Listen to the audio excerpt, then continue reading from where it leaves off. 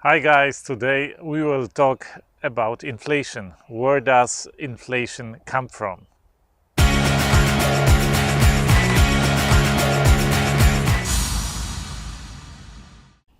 It is human to want to have more money, but we have to realize the real wealth is not money.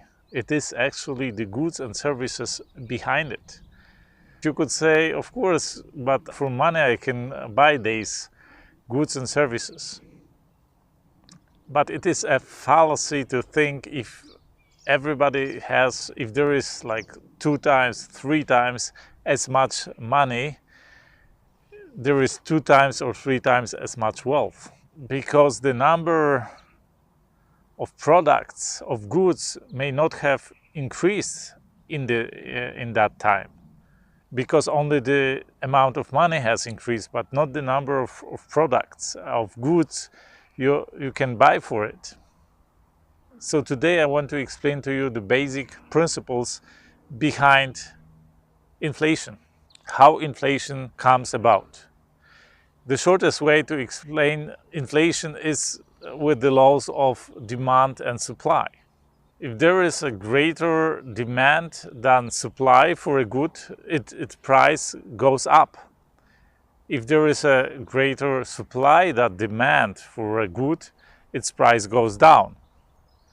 So if there is more money for the same amount of goods, the money demand for that good is greater. So the prices generally go up. But how exactly does it happen with this demand and supply? Let's imagine this simple example, a very simplified economy. On an island, there are 100 inhabitants on that island, right? And everybody has $1 a day to spend on something. And there is just one product on that island. There is a farm producing 100 apples a day. So what happens? So every day everybody gets one apple and pays $1 for that apple, right? Because this is very simplified economy, right? I mean, if there were more products, it would, of course, distribute among that product. But let's say they have just this one product. So $1 for one apple. What happens if suddenly everybody has $2 a day to spend? But there is still just this one farm, right? This one farm producing 100 apples. How does it come about that the prices rise? So the first day, what happens the first day? People, the more apples they have, the more happy they are, the more they can eat or maybe satisfy their needs. The first 50 people get 2 apples each, so they get all the 100 apples. And the people who get to the farm and to the marketplace later, they don't get any apple. And of course, they are dissatisfied, right? So the next day, people try to be first there, and then they do alliance and so on. But then somebody comes up with the idea, okay, I will pay you $1.50, right, for my apple.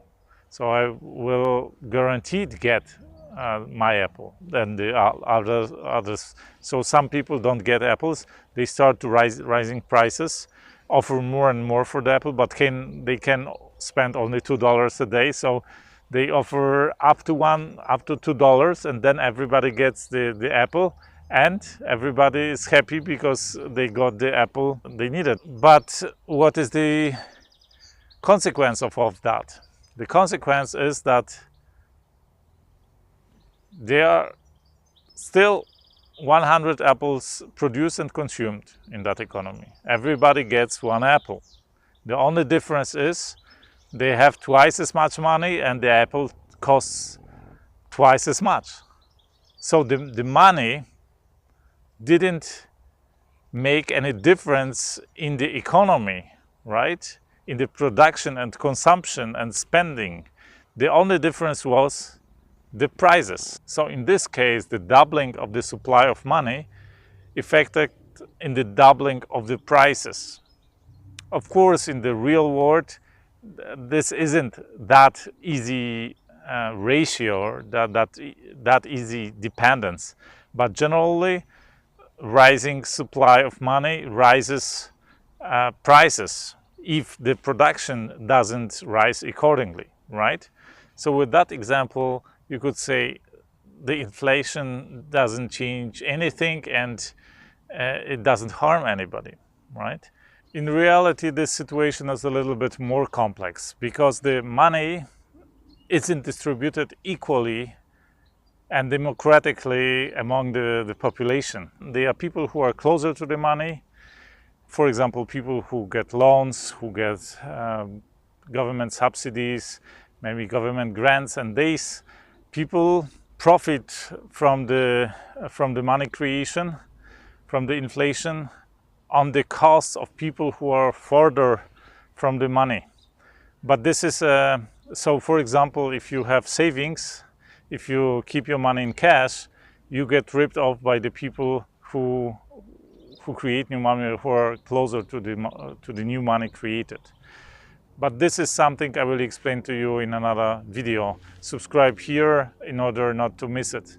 If you find that helpful, if you find that useful, please share it with your loved ones, with your friends, to help them in their lives.